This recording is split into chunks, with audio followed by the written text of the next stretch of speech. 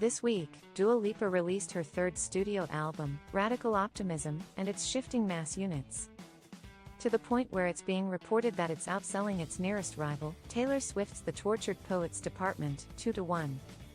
While that might sound like a shocking statistic for someone who's reading it without a frame of reference to current pop culture goings-on, rest assured that this is a level of success that has absolutely been earned over the course the past few months and, even more so, over the past few days.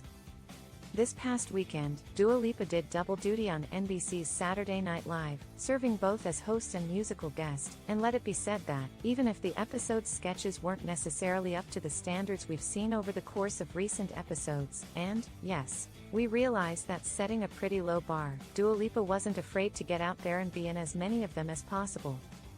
Even if she didn't necessarily take a leading role, she was present and willing to be as ridiculous as was required of her.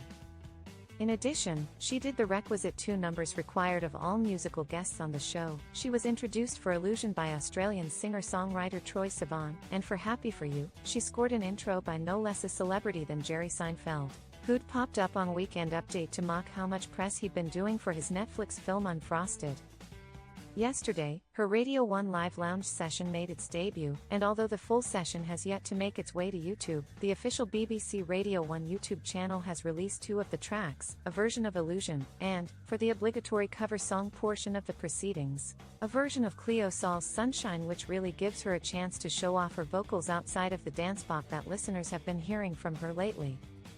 Even before the Radio 1 Live Lounge performances dropped, however, Dua Lipa had already made a major splash elsewhere on the internet, thanks to having done a pop-up performance in Times Square.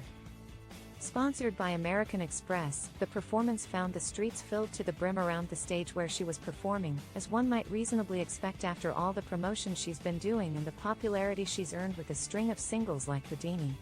Training Season, and, you guessed it, Illusion. Unsurprisingly, she did all 3 of these songs in the heart of Times Square, along with the aforementioned Happy For You, and when she announced that the 4th song would be her last, you could hear the moans from the crowd, who would have been just fine if she'd continued to play all night. As such, one can only imagine that the inevitable tour behind Radical Optimism is going to be one that's right up there with, dare we say it, Taylor Swift. Okay, fine, maybe it won't be quite that big. But you can count on more sellouts than not. And that's not radical optimism, that's just a fact.